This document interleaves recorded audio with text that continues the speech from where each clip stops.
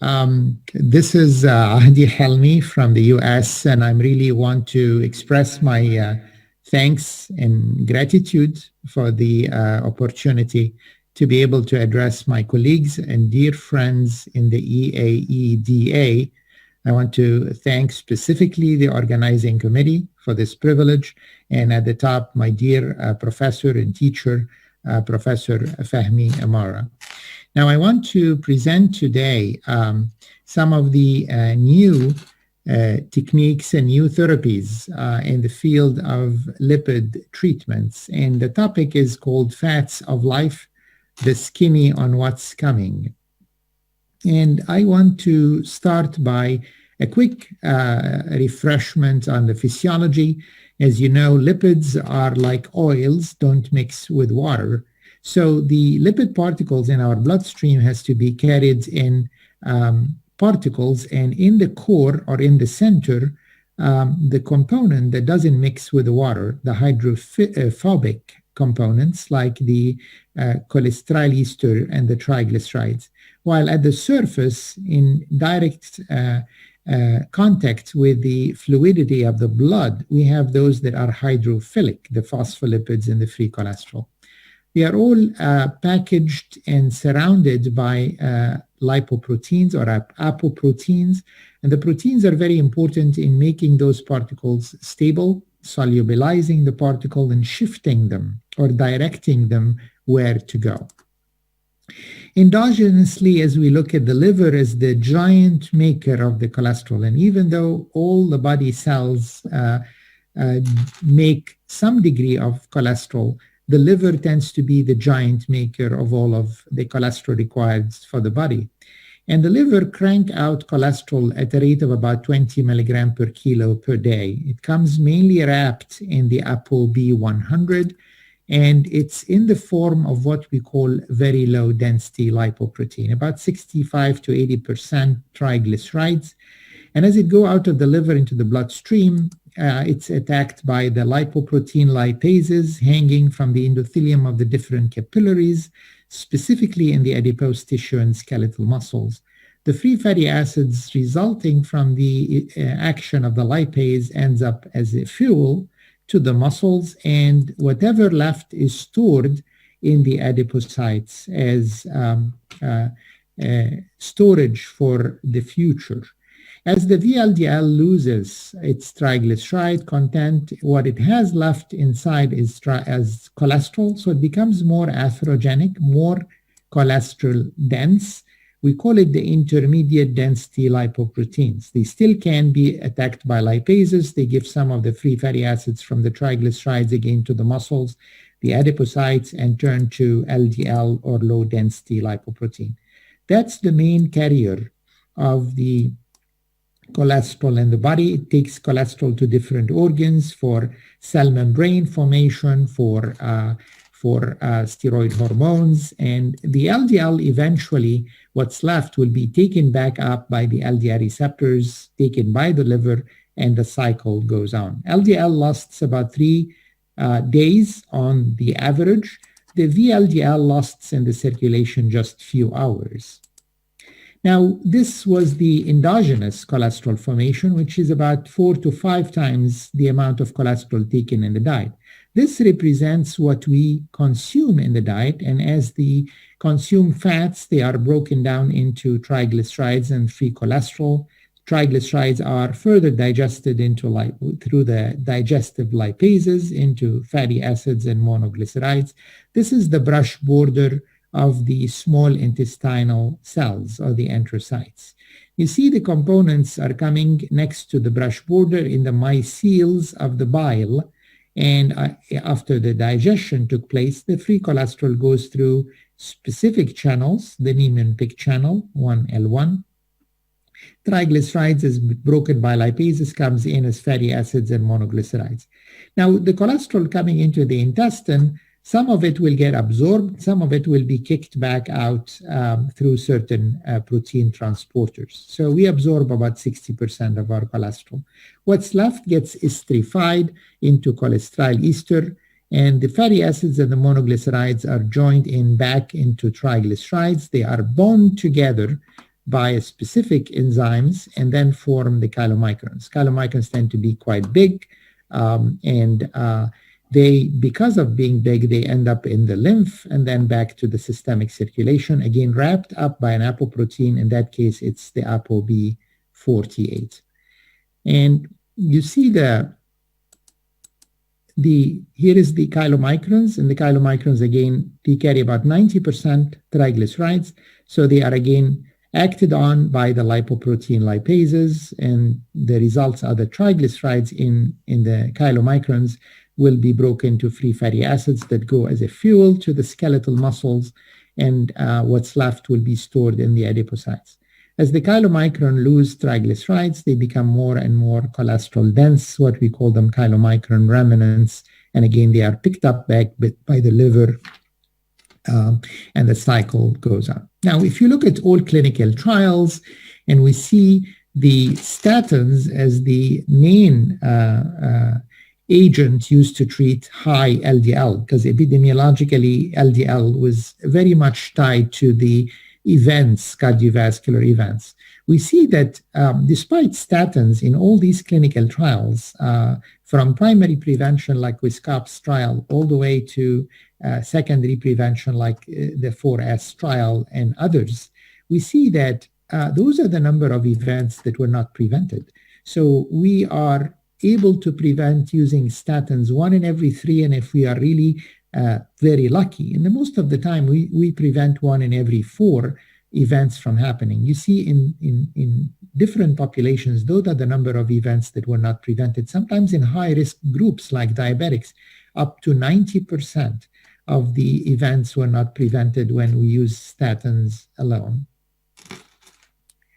Now, this has always been a mystery. However, one of the explanation that it's not only LDL that's causing the blockage in the coronaries and in our cerebrovascular vascular beds. If we look at transection in this coronary and you see this endothelium leading to the intima, and this is the tunica media, you see there are a lot of lipoproteins that can sneak and squeeze themselves through the endothelium. See, the LDL is one of them, but it's not the only one. There is smaller VLDL, chylomicron remnants that became denser in cholesterol, LP small a, they can sneak in, and as they come in, they get really oxidized. And when they get oxidized, they attract further elements and components. You see monocytes rolling over, sneaking in as macrophages. So that's the inflammatory cells that come in. And the macrophages has good intentions. Here is the macrophages, and the intention is to pick up this trash, this unwanted components, and taking it and leave out to the circulation and dump it back to the liver. The problem is those macrophages, as they find those oxidized LDL and oxidized other lipoprotein, they find them quite tasty. They indulge in and pick up a lot more than they can handle, and they get stuffed. As you see, the foam cells is basically stuffed macrophages that picked up too much more than they can handle. The cholesterol ester paralyzed the macrophage. So instead of this picking up the trash and moving out, it cannot actually move. It gets paralyzed and stuck inside the subintimal tissues, turning into a foam cell. And a foam cell on a foam cell, we start making the yellow streak. The free cholesterol even can kill and make the cell burst open, and the content can go to further more and more macrophages, and the process can continue on. There is another player, which is the HDL, specifically the ApoA1 in it, is very, very important in trying to help out those foam cells. If you look at this animation, you see the macrophages, and here the HDL comes and park next to it. And the macrophages will start to deploy, move out some of the cholesterol that fall on the roof of this pancake or flat pate of HDL. And as the cholesterol, the free is taken in the middle, in the core of the HDL, after being esterified into cholesterol ester, you see this HDL starts to become more globular. It just expands and become like a circle. And you can put another load of free cholesterol, it goes in the center and makes it get globular more and more and bulges more until it becomes too big, which is the HDL2B. it take its load all the way to the liver and decompress the load through the hepatocytes. And you can see getting rid of it and then turning back into a flat pate or a pancake takes it back to the to more macrophages to take another load and so on. And the HDL does that about 9 times during its lifetime, which just only a few days. So as you see here, there are a lot of players in the process of atherogenesis. Not only that, but it has been noticed that even when we lower LDL with statins as low as below 70, patients who are having higher triglycerides, like exceeding 200 in this clinical trial, prove it Timmy, you can see that the events rate is a lot more still, even as early as 30 days from an event. They still will have another event happening among those who have a triglycerides. This was true in other clinical trials like the heart protection study and the care lipid trials as well. The higher the triglycerides, when the statins are present, even when they lower LDL as low as below 70, we see more events happening in those who have triglycerides high. The American Heart Association in 2019 added high triglycerides above 175 as a risk enhancer among those patients on statins. An example of those patients we see quite often, patients who have midsection obesity. You see those patients who have a lot of visceral adipocytes and they tend to be insulin resistant. And insulin tend to suppress lipolysis, but when they become resistant, they lipolyze. They break down those triglycerides stored into free fatty acids that go portal and start bombarding the liver. Now, the liver, remember in our first slide, can crank up ApoB and VLDL at a rate of 20 milligram per kilo. But if the bombardment, those free fatty acids are hitting the liver much bigger and faster than 20 milligram per kilo, they end up forming triglycerides inside the liver. And that's how people develop fatty liver or NAFLD and NASH. Now, if that's not happening and the liver is able to defend herself, she packaged those free fatty acids into VLDL and send them out as triglycerides. They go through the hepatic veins into the systemic circulation and they are swimming nearby LDL and HDL. Now notice this is the VLDL, which is triglyceride rich. LDL and HDL are triglyceride poor. And the body forms the CETP, glycoprotein made by the liver, cholesterol ester transfer protein, will start taking triglycerides from the rich and giving it to the triglyceride poor and taking in exchange cholesterol. So they become more atherogenic, more denser, the VLDL, while the LDL gets triglycerides as well as the HDL. As soon as they get triglycerides, they become targeted by the lipases in the liver. The lipase will attack the triglycerides in the LDL, and the LDL ends up being very small. And because it's very small, it gets missed by the LDL receptor. So the LDL receptor, which is the main mechanism of taking this out of the circulation and protecting us from those LDL, is becoming less and less efficient because those guys are flying under the radar of those receptors. Similarly, the HDL became triglyceride rich, attacked by the lipase. Now it's very small. It gets sequestered by a tubulin system in the kidney. Now, the picture of having too much triglycerides that become more atherogenic as they stay in the circulation, very small LDL that tends to pile up in the circulation and not picked up by the receptors, and very small ApoA1 or HDL, the picture we call atherogenic dyslipidemia. Now, this is important because those patients, when we put them on statins, statins work through LDL receptors. And when the LDL receptors are upregulated by the statins, they pick up the LDL. But in this case, you see the LDL receptors are not effective because this guy is very small and completely escaped this attention by the receptors, making the statins less and less efficient.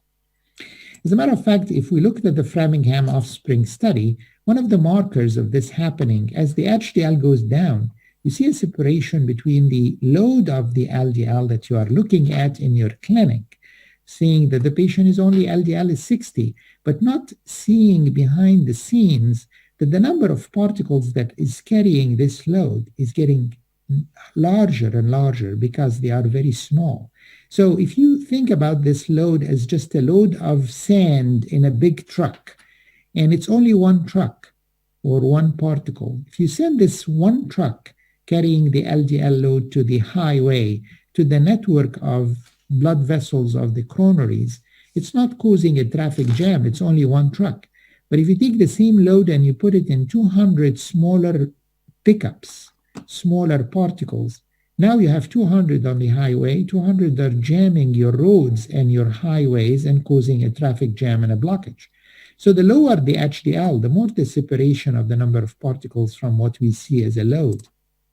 Very similarly, the higher the triglycerides, we see the separation between what we see in our labs and what we don't see unless we measure the number of particles as a separation in the particles threatening our patients. Now, that's why in the REDUCE-IT trial, they used EPA, eicosapentaenoic acid, which is the EPA-only omega-3 fish oil in this clinical trial. And they picked up a group of patients very similar to what I described, people with midsection obesity, with atherogenic dyslipidemia. Their triglycerides are higher than 150, less than 500, but they had either diabetes or already established cardiovascular disease. And if they had diabetes, they had to have another risk factor. In those patients, many of them had already events, strokes or heart attacks, 70% of them. 30% of them didn't have it yet. When they put them on the EPA 2 grams twice a day, over a period of almost 5 years, we've seen 25% drop in major adverse cardiovascular events. This 25% extra was on top of what the statins are able to do. So those patients already were maximized on statins. So this is an example of why tackling triglycerides and improving the number of particles does make a difference on the events rates. In an older trial, the Safari study, where they used statins and fenofibrate, when you use the fenofibrate to reduce the triglyceride, it moved the particle sizes. So they noticed that those smaller, denser LDL dropped by actually 56%. And when they did, the statin became more effective because as the LDL particles became bigger and bigger, the statin was able, through the LDL receptors, to clean the circulation from the piling LDL. And that's why we see statins and fenofibrate work well together as we move the triglycerides to lower levels in the presence of statins. This is another trial that we are awaiting eagerly the results using pimafibrate, which is a very potent fibrate. It lowered triglycerides by almost 50%. And again, the study, the prominent trial, is done in those patients who have the midsection obesity with the atherogenic dyslipidemia, high triglycerides, low HDL in a diabetic population. Preliminary data from Japan is very promising in those clinical trials. They did multiple double-blind 2x2 crossover trials, and they've seen significant improvement in the cholesterol efflux capacity, how the macrophages are able to get rid of the lipoprotein load and move it back to the liver. And we see the ApoA1, the major player in this cholesterol efflux away from the arteries into the liver. So those patients improve both their fasting and postprandial triglycerides, and specifically the postprandial is very prognostic. That's why we stopped doing fasting lipids in the States and in Europe. We do only random because we really want to see what's the postprandial triglycerides look like. I want you to watch this video clip about some biological treatments.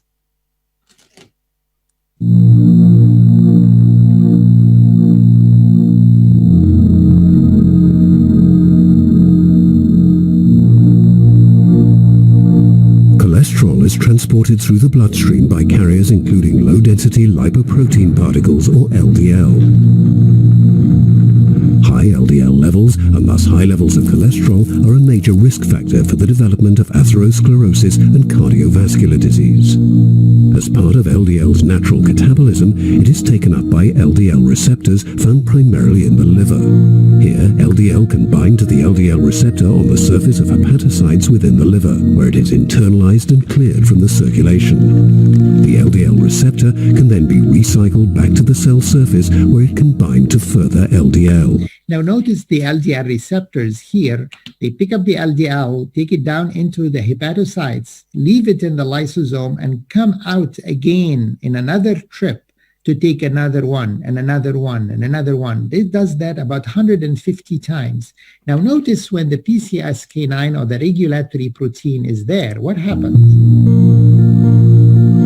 Proprotein convertase subtilisin kexin type 9, or PCSK9, is a key regulator of LDL receptor presence on the surface of hepatocytes. Circulating PCSK9 binds to LDL receptors with high affinity. When circulating LDL binds to the LDL receptor PCSK9, the complex undergoes endocytosis into a clathrin-coated vesicle in the hepatocyte.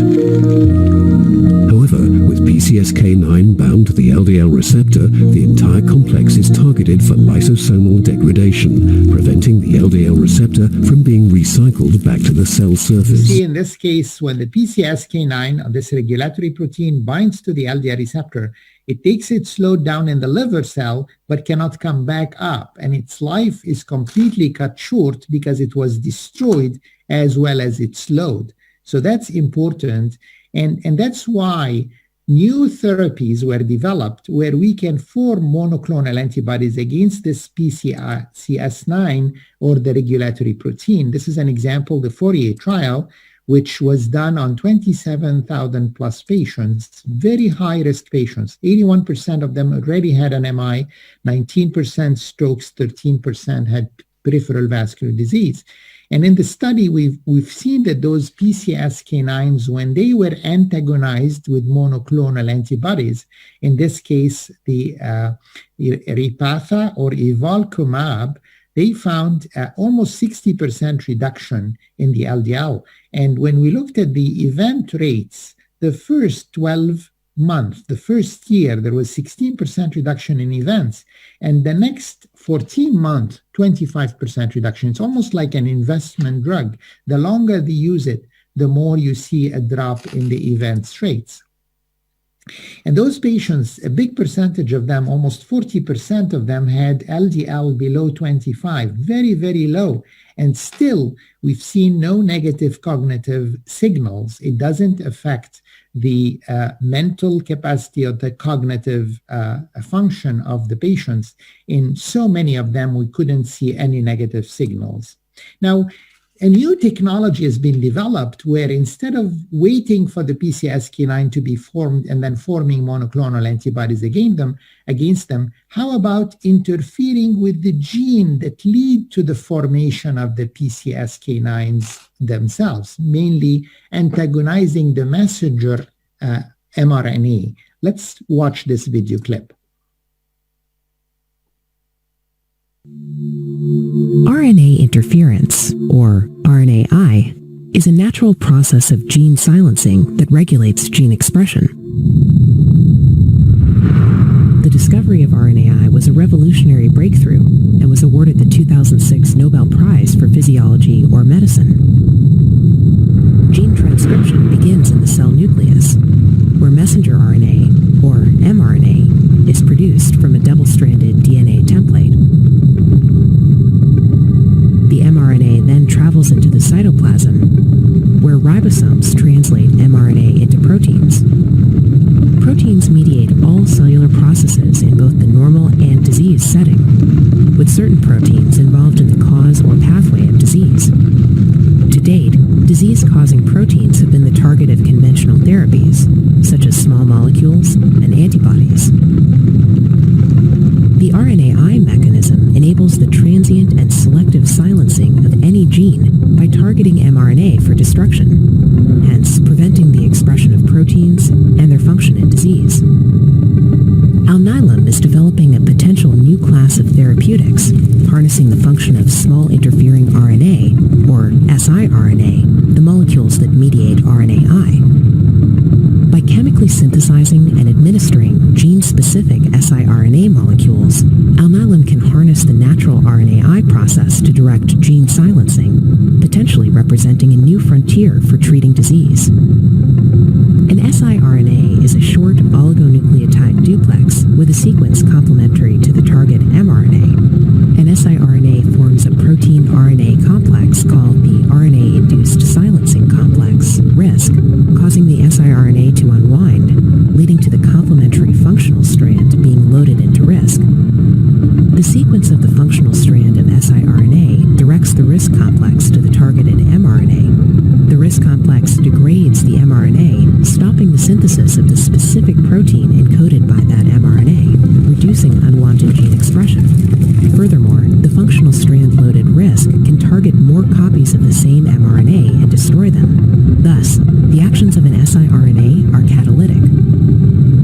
RNA interference is a novel and innovative approach to specifically target and silence any gene that drives disease. So as you notice here, we developed this double-strand siRNA that goes in and splits, get diced into a complementary strand that forms a complex inside the cell, and this complex is called the RISC, and it goes and attack the messenger RNA and completely destroy it. So you lose completely any hope for making those PCSK9 or these proteins. This technology was very important because what happened is instead of giving the PCSK9 monoclonal antibodies twice a month, when you prevent the formation, you get extensive amount of time and the frequency of the administration becomes much slower. The two scientists who introduced this technology got the Nobel Prize in 2006, Andrew Fire and Greg Mello. So this is the inclisiran, which is the future siRNA that will interfere with the formation of the PCSK9s in 11 clinical trials. We call them the Orion studies. You see the injection given the first day and then 90 days later, and you see almost 51% reduction in LDL in 6 months. And over another 18 months, you see this effect is sustained at about 58% reduction in LDL. And only what you need to do is inject first day, 90 days later, and then every 6 months. So only twice a year you will be introducing this drug instead of twice a month.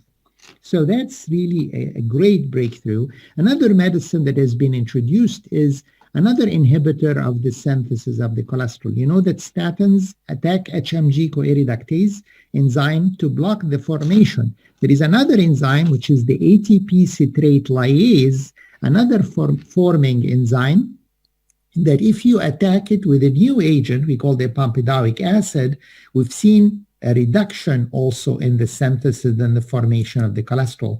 This drug was recently approved by the FDA here in the US, and I'm using it in my lipid clinic, the pampidoic acid. And these are the clinical trials where it's using clear harmony, the clear serenity, clear tranquility, clear wisdom, and we are awaiting the clear outcome with the outcome data on those patients. It lowered LDL by about 19 to 22%. It can be added to ezetimibe to give you about 33 to 35% reduction. It's a pro-drug, so it doesn't cause muscle aches and pains because it's only get activated in the liver, has nothing to do with the muscles.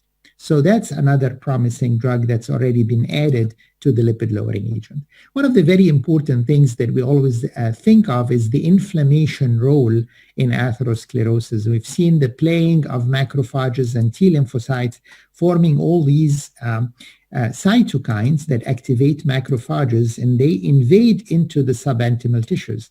We've seen a lot of inflammatory pathways that lead to proliferation of the smooth muscles in the tunica media, and even is shown in clinical studies as the increase of the intima media thickness as those smooth muscles migrate into the subintimal tissues. A lot of cytokines have been played. Also, those cytokines tend to make the endothelium very dysfunctional and very porous. And as you see here, the macrophages and the inflammatory cells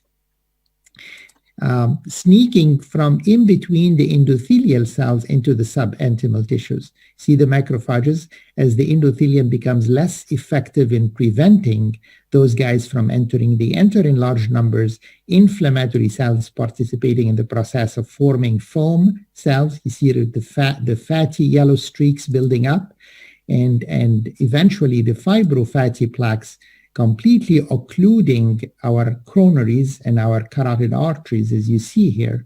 And eventually the patients end up with an event, and that endanger our patients. So inflammation being tackled by new anti-inflammatory agents. We've seen the CANTOS trial using canakinumab in the CANTOS trial. In those patients who are maximized on statins but had an elevated CRP as a marker of inflammation, they received the canakinumab, which is a monoclonal antibodies that will block many of the cytokines, that IL-1 and IL-6, for up to 3 months. And in these clinical trials, over a period of time, over 3.7 years, there was additional 15% reduction in events on top of statins already at the maximum level.